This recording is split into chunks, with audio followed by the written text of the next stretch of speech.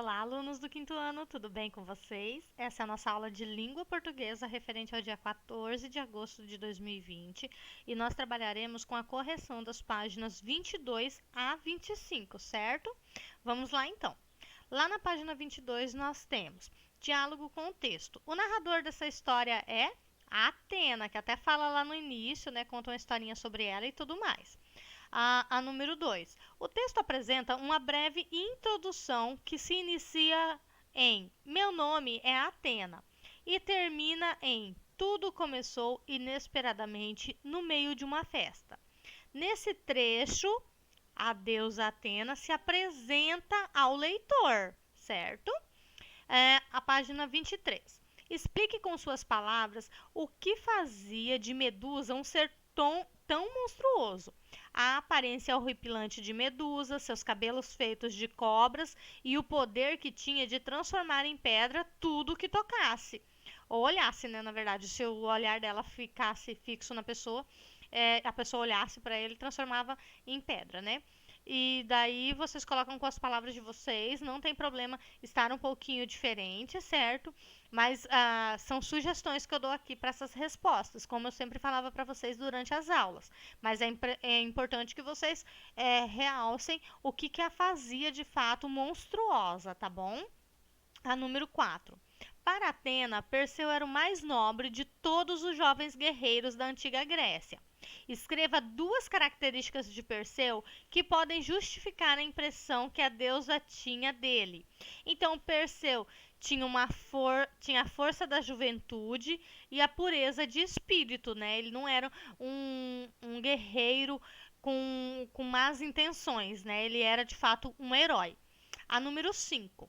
Leia novamente este trecho da história e responda ao que se pede. Assim que a luta entre ambos foi marcada, tive uma ideia. No trecho, a palavra luta é um substantivo. Durante a videoaula, eu explicava para vocês. Substantivo, como nós trabalhamos o ano passado, é tudo aquilo que nomeia as coisas, objetos, sentimentos, pessoas, lugares, né? Então, tudo que dá nome é um substantivo. E daí, lá pede para que vocês escrevam a palavra luta na função de verbo. O que é o verbo?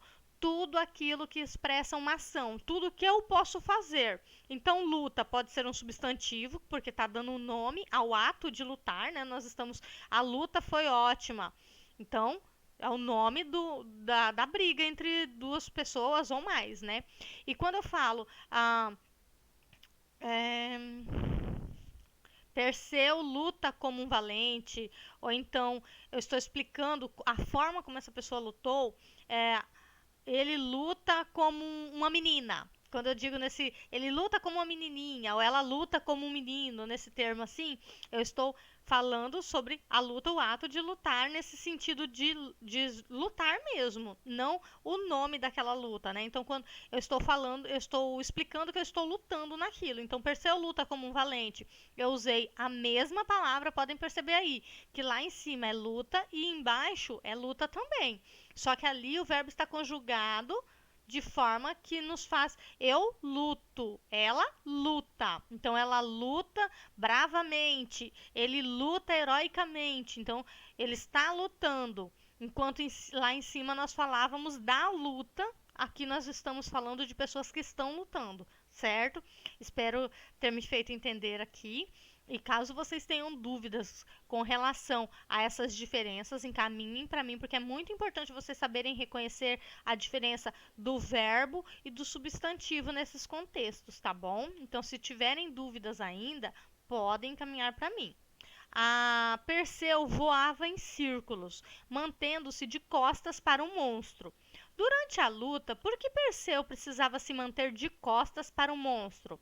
Para que ele não olhasse nos olhos de Medusa e se transformasse em uma estátua de pedra. Basicamente isso. Ele não podia olhar para ela, porque se ela fixasse os olhos nele, ele se transformaria em uma estátua, certo?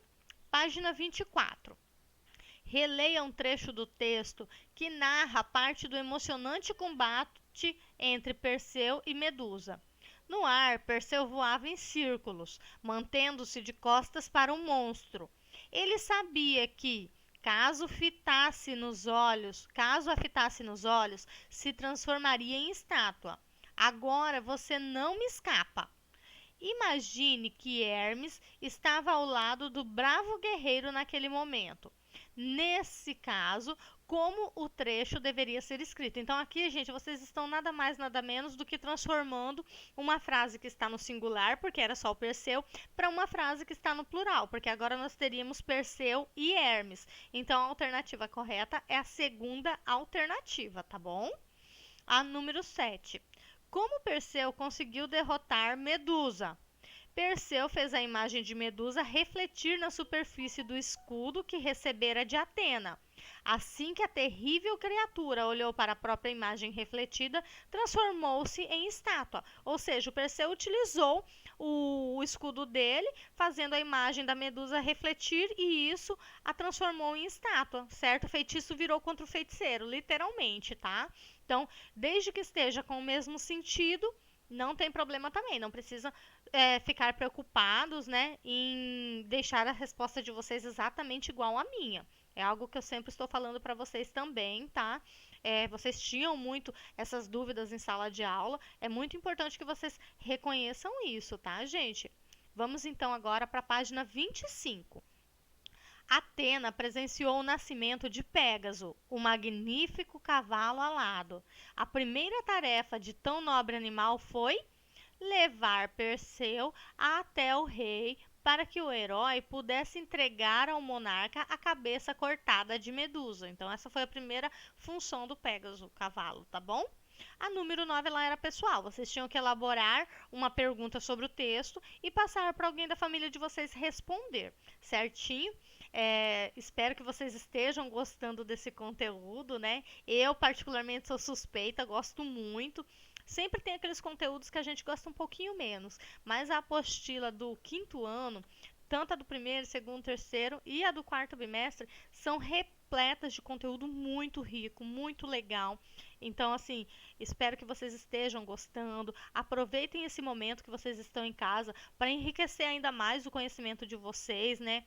Para pesquisar sobre os assuntos. É um assunto muito legal, muito rico, né? Qualquer dúvida que vocês tiverem, dificuldade com relação a esse conteúdo, espero que vocês estejam entrando em contato comigo. Assim que possível, eu estarei retornando para vocês, tá bom?